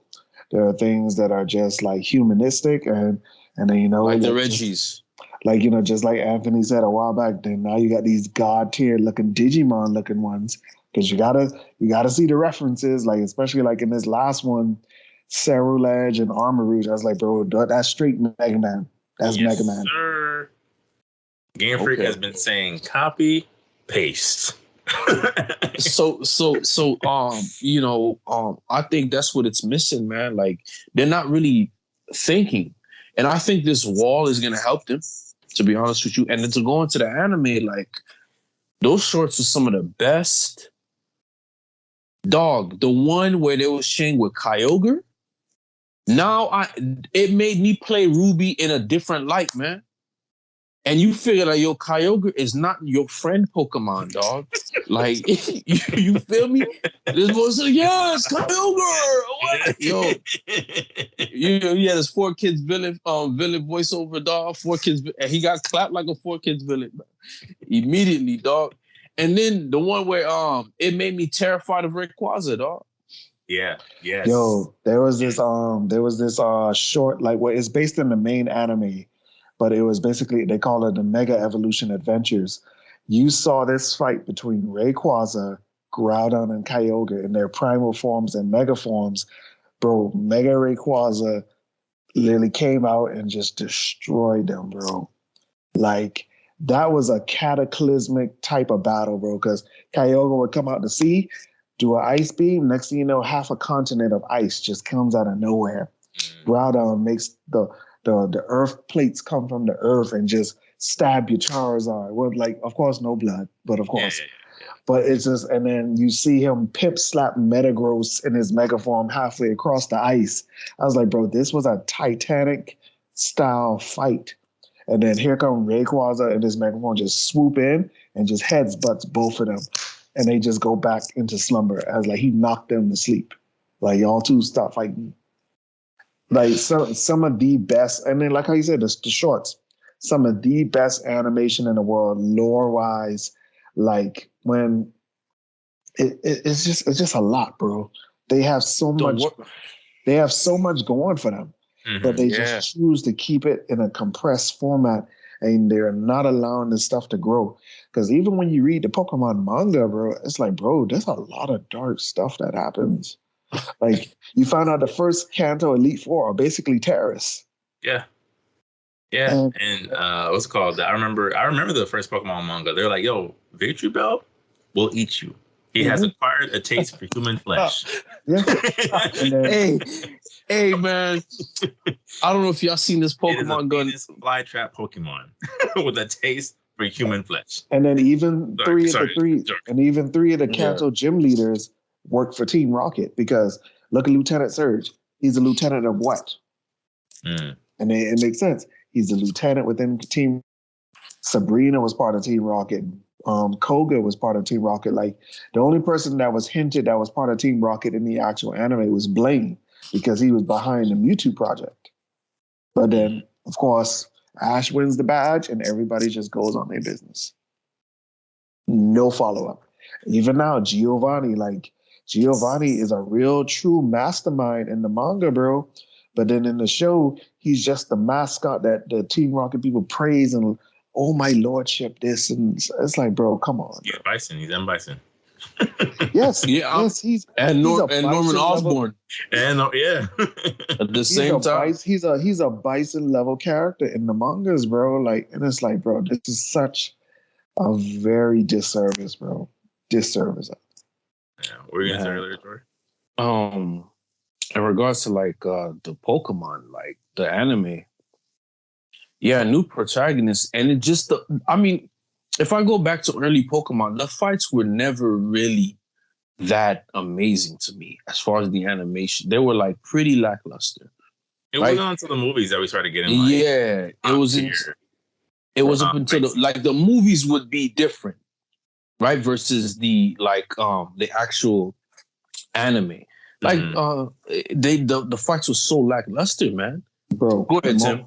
The moment when they started doing fusion attacks, like, that don't make sense. Like, there was one point where Pikachu was on top of one of Ash's flying Pokemon and gave the flying Pokemon an electric coat, and then they bashed into the Pokemon. So, like, you mean to tell me this normal type flying Pokemon didn't get electrocuted, even though that's its primary weakness? In the game. And it's like, bro, that makes no sense. No sense. And then okay, right? You like build up. You do such a good job at building certain Pokemon, and they automatically like lose respect after a while. Mm-hmm. I remember Alakazam was like summoning a Blue Eyes White Dragon. Mm-hmm. If you had a psychic type, it was the most mystical type of Pokemon. Like, yo, this is like, this person needs to be a different. I feel like Pokemon should not even allow you to train certain Pokemons if you don't have certain stats for them. I mean, they kind of did that. Remember, it used to be like badge related, where it's like if you didn't have a certain badge, like they. Oh, I didn't know that. They still are. Well, they technically kind of still are. Like if you don't have the third badge, Pokemon over a certain level don't obey you, type of thing. Because that's what keeps you like involved in getting the actual badges. Yeah, but I get what you mean about the majesticness, man, and I do feel like it has really lost a lot of its flair over the time. Like, even when you saw the animation style difference when they introduced the Sun and Moon anime, I was like, why does Ash look younger? Even younger, yeah. Is this like a different universe or something? Because that's where everybody was starting to throw out this multiverse thing. But apparently it technically is, but still a continuation from the actual anime. But it's like he looks younger, and then even the episodes felt more kiddish. And it's like, and they just kept, like, it was to the point where when they went to Pokemon England, they didn't even give that a full-fledged anime. He was just exploring the world with that character who just kept catching legendaries with a regular Pokemon. I was like, bro, you being disrespectful to me right now, bro, because 98 balls, man. It took me like 15 Ultra Balls to capture Ultras. You just capturing a Suicune with one throw of a Pokeball. Right. And I just kind of felt like it's like they just put out, they started to do like cheat code characters that did not make no sense and did not really carry the spirit of what Pokemon was, bro. Tim, you just gave me a traumatic flashback. I remember the days of Red and Blue, where like you're getting your third and fourth badge, you're feeling yourself, you throw a Pokeball, and you're like, yeah, so and so has knocked it back. You're like, whoa, hey, hold on, wait, what? Like, I don't even know that was a possibility. I know they will pop out, but it's like, no, he has smacked it back. It's like, whoa. And you're right. Like there was never, but that's always been the case, right? There was never ever any type of consistency between the anime and the game, right? One was not. I mean, there was gimmicks shared between both, but one was not set the bar for the other, right? There was a time where it's like, I remember the original anime. I think it's like Pikachu used Thunder, like first season. So I'm like, oh, so that in my kid brain, like, oh, see, he's like level 45 now, whatever. It don't matter. You know what I'm saying? Like you said, it's like 20 episodes later, he's tangling with legendaries, and then 20 episodes after that, he can't beat like a pharaoh that's been trained. It's like, bro, what? I don't wait, huh? Like, the same Pikachu that fought Mewtwo and survived is struggling against what I'm saying, Geodude. All right, he literally fought Cell, dog, and I'm just like, okay. he fought Pokemon Cell, and yeah, nothing happened to homie, dog. Yeah. No, it's perplexing, man. I think after Ruby and Sapphire, because that's when I technically stopped playing, it started to tank. You guys could probably tell me if I'm missing out on certain, but I think after Ruby and Sapphire, it tanked, man. Yeah, you're not missing anything. Yeah. And Emerald. No, Emerald was a very huge peak. Yeah. To this day, people have said Hoenn, Johto, and Kanto were some of like best memories. Like Sinnoh was up there, yes, but Hoenn really has like a very hardcore place in people's heart. Now, it wasn't until Black and White, which was Gen 5, that's where they changed everything. That to this day, they had the biggest Pokedex, like literally almost over like about 300 new Pokemon, bro, which has never been done. And it was to the point where you only could capture new Pokemon. All the old Pokemon, they had to do like an update of a national dex for them to appear. You just captured all the new Pokemon that was present. Now, it wasn't like that. That's why I said that was their version of Endgame. Now, after that, Gen 6 and onward, Gen 7 with the Hawaii edition, it did good. it did good. And then, of course, the remake of Horaz came in, but then, like I said, bro, Pokemon Europe has just been. Yeah. Is Black and White anything? Yeah. Okay. Is Black and White Paldea? Who are the? Yeah. No, Paldea is the current region that we're in. We're in Pokemon France. No. The Pokemon, the legendaries. The legendaries. Were they the time Pokemon? No, that was Gen 4. Okay. Gen 5 was like Taoism, like so yin yang and stuff like that. Okay.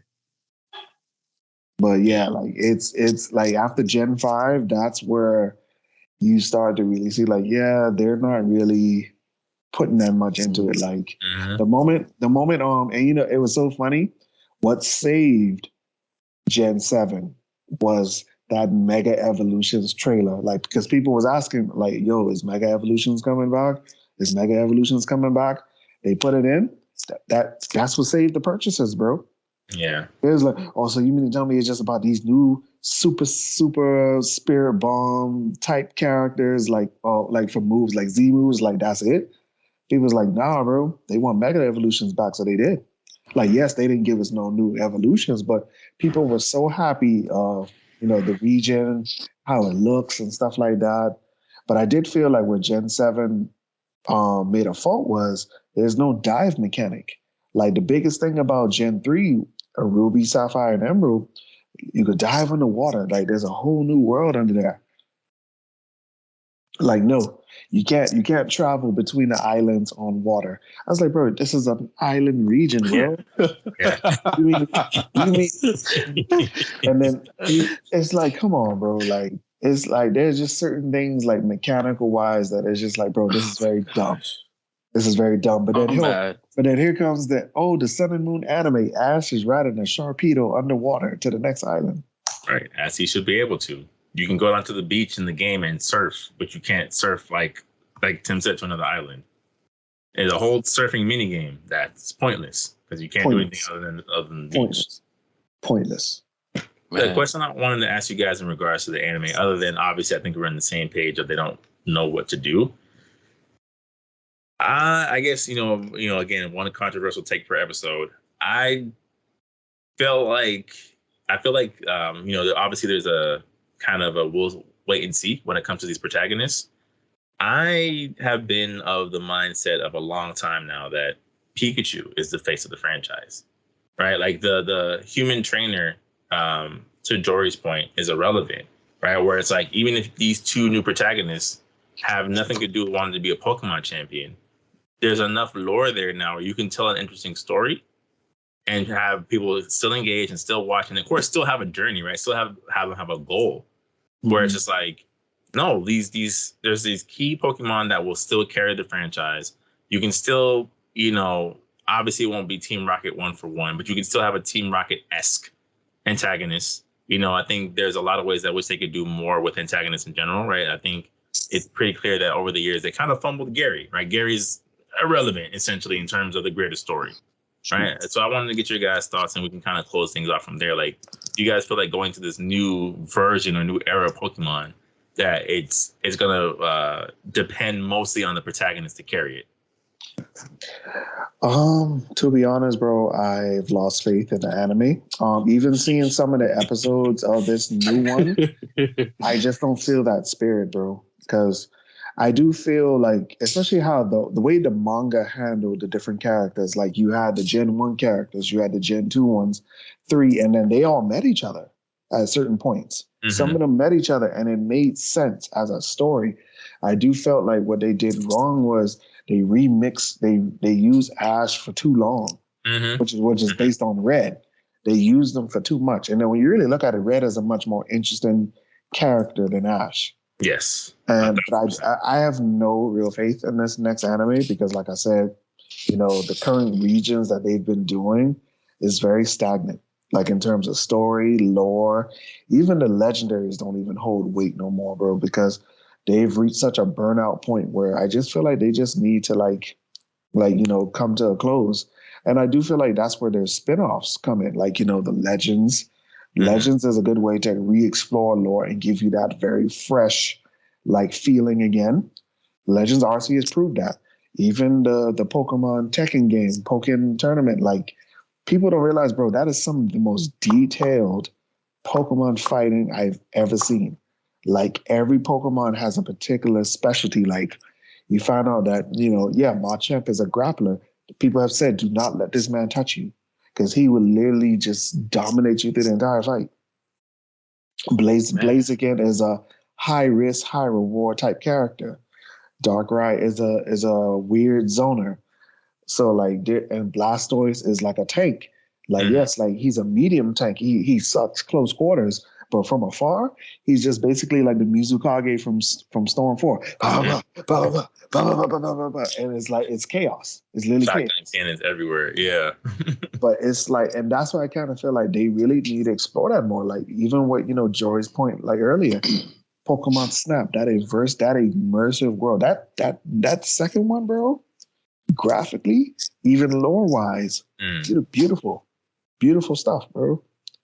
But it's just, I do feel like the mainline series has really taken a major hit that they just don't know what to do anymore, bro. Okay, so you don't feel like protagonist, nothing like this. Okay. It's done. It's done. What I think they could do is just like how they did them shorts, where they gave us key clips of like pinnacle moments. Literally start a journey like that from each region, and let's just see a more fleshed out version of the game's version, I would say. Like, bro, like, when they went to the unknown dungeon to fight Mewtwo, like, yes, we grew up on Mewtwo Strikes Back. Still a beautiful story. But see that unknown dungeon format was beautiful. To see the Kimono sister dance to Ho-Oh and Lugia, beautiful. To see that dragon girl summon Rayquaza to get Rayquaza's grace, and then the fight with Deoxys in space. I was like, bro, come on. And captured homie. Yeah. But then of course, they skipped over the Arceus episode and they just gave us they just summoned Dialga and Palkia, but like, no, come on, like, let's see somebody capture the so-called god of Pokemon. Come on. Give us that. And I feel like that would bring the series back to a much more glory point, because look, now we're in Generation 9. So you literally have 9 whole generations of material that you could just go through.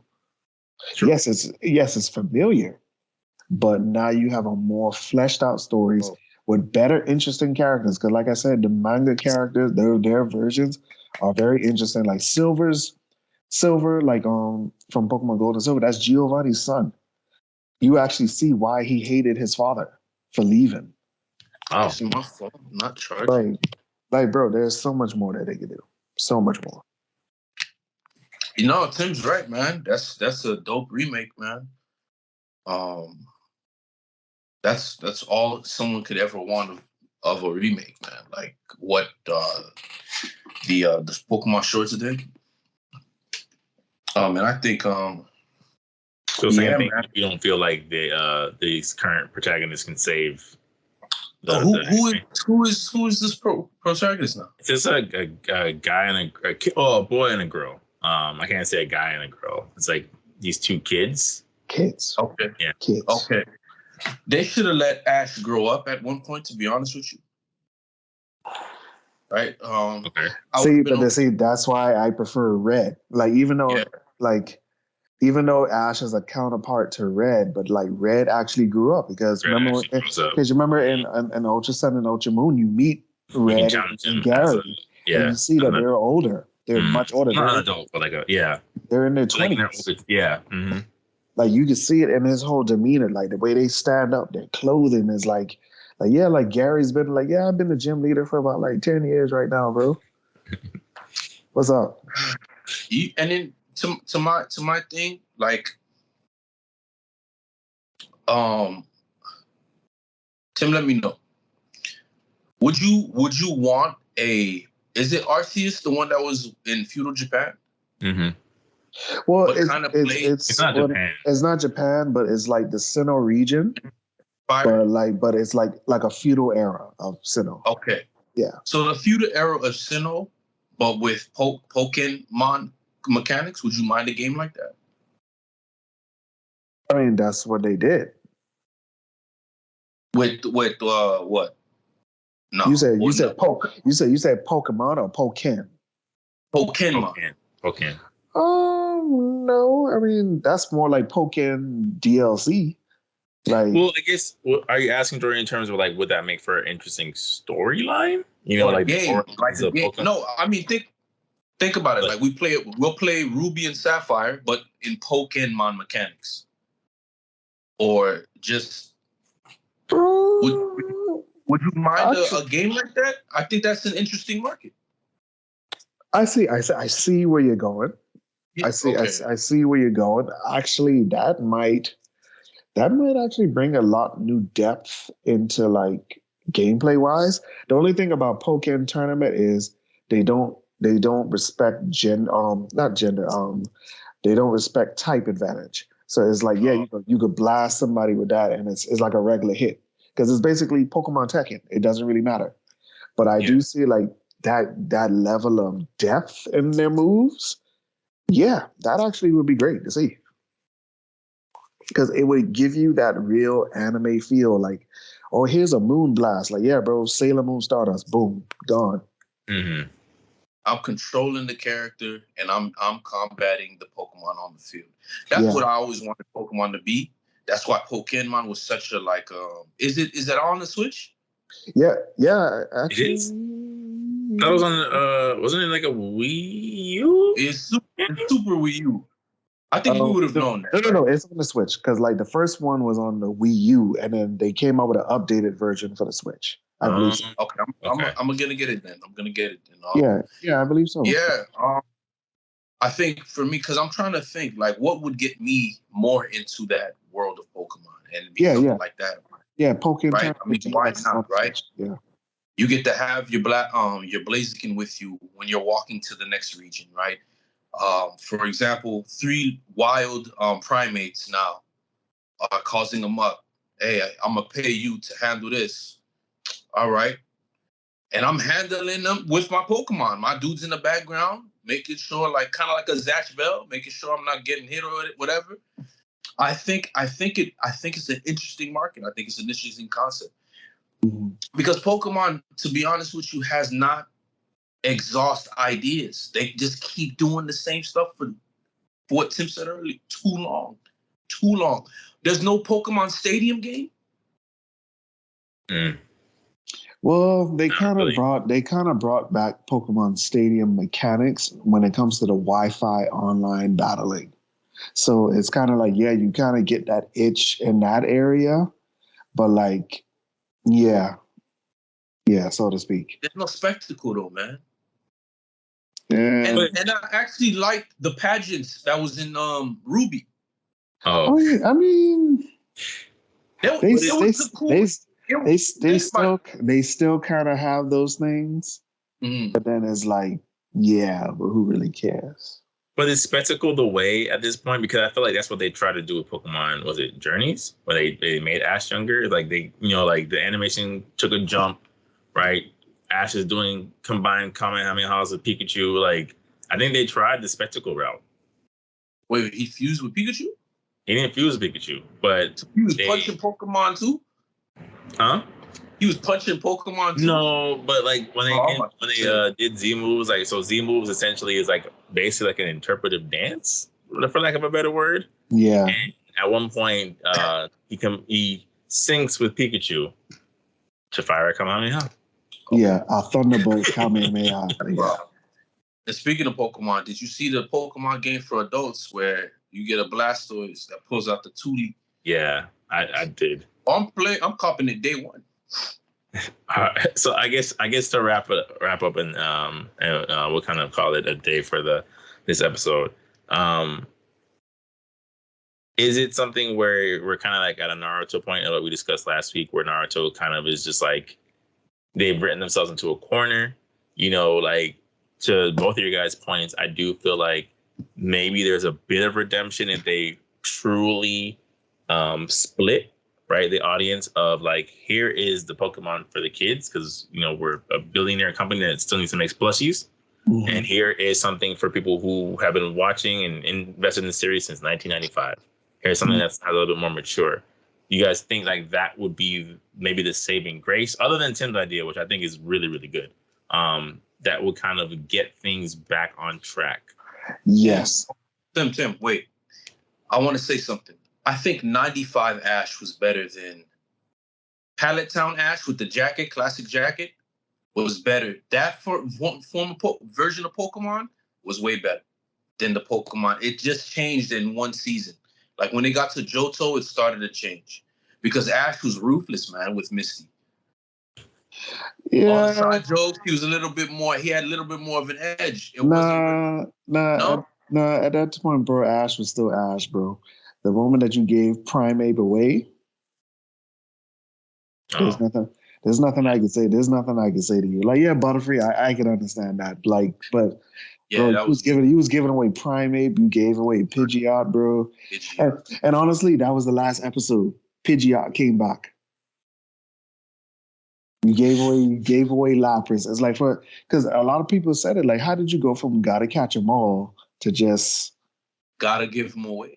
Mm-hmm. The United Way. Like, bro, that was the whole theme song. Like, you don't even care about the Pokedex no more, bro. Like, even like how they handled like the final season of, all right, so he didn't really fight a Galar League. He was just, since he won that championship in Alola, which was rigged, like he basically had to fight, he was able to fight all the champions from other regions. Bro, Steven was swept this man the entire fight. How he just come back like that? Even with Cynthia, it's like, bro, these fights just make no sense. It makes no sense. So I do feel, to get back on topic, they do need to separate their kid audience from their hardcore. Like, Detective Pikachu, Pokemon Cafe, and all stuff like that. Like, yeah, these are cool things. Even the hardcore people, they miss Mystery Dungeon, Pokemon Mystery Dungeon. The hardcore people miss that. Mm-hmm. What's that? So I do feel like it was basically like a very like fantasy RPG-ish type of world with Pokemon. Almost like a dungeon crawler with Pokemon. Yeah. Wow. Yeah, basically. Word? That's fire. Mm-hmm. Yeah. So like they have like, a lot of like variety that they can like, experiment with, like Mario. But it's just like, bro, I do feel like the anime is kind of like done. Like, if you do bring the anime back, I do feel like giving it a more serious game focused tone, like an actual iteration of the actual games, would make it better. And that's just my 2 cents. Okay. So it's not flatline like Naruto, but it's close. It's definitely close, bro. Yeah. Like Pokemon Year has been. Because Naruto, they don't even use hand signs anymore, bro. Yeah, Naruto is okay. It sounds like we're on the same page. And again, I'll wrap us up. I think for the majority of anyone who is under the age of like 40, we've all kind of grown up to Pokemon in some way, form, or fashion. I think there's ways in which they can stop being afraid to grow up a little bit. I think the minute the series matures, there's a almost like an untapped audience that they can re-tap into.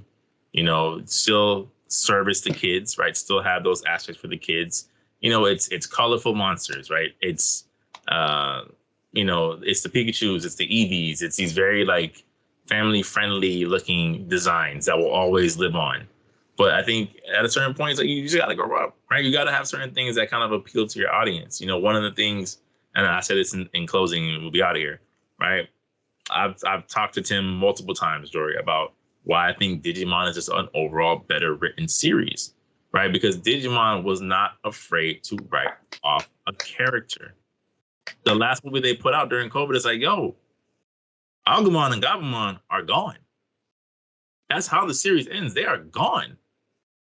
Because these characters are adults. And yeah, it's hard to continue to save the world when you have to have a job and girlfriends and, and families and things like that. It's like, you have to at some point mature the series. Granted, there's, they kind of allude to, obviously Davis and them and second generation being younger and continuing on that legacy.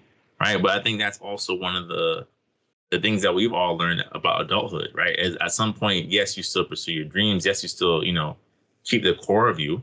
But there's also the reality of age of like, at some point, I have to grow up a bit and pass things on to those who come behind me. And, and I think with Pokemon, like we kind of reached a point where it's like they kind of want to hold on to that 95 magic for all that it's worth. And it's like, bro, it is done. It's over. It's okay. We can grow up and we can move on and still, do things as a franchise that haven't been done before. If we can just get past the Pokemon trainer who has to catch them all for 40 more years. Didn't even fight Giovanni as the final boss. Kid. He didn't fight anybody as anyone from the original series as the final boss. Man, I forgot what I was going to say. All right, fellas. This has been another episode of the Gamer Podcast. Once again, you guys, thank you guys for tuning in. Anyone who's been listening, anyone who's been watching, we've definitely started to see the growth slowly but surely, especially on our YouTube page. Thank you guys for all the clicks, comments, likes. We're going to continue to improve and get better. In my downtime, I'm always looking for ways to improve and take us to the next level. I know these guys are too.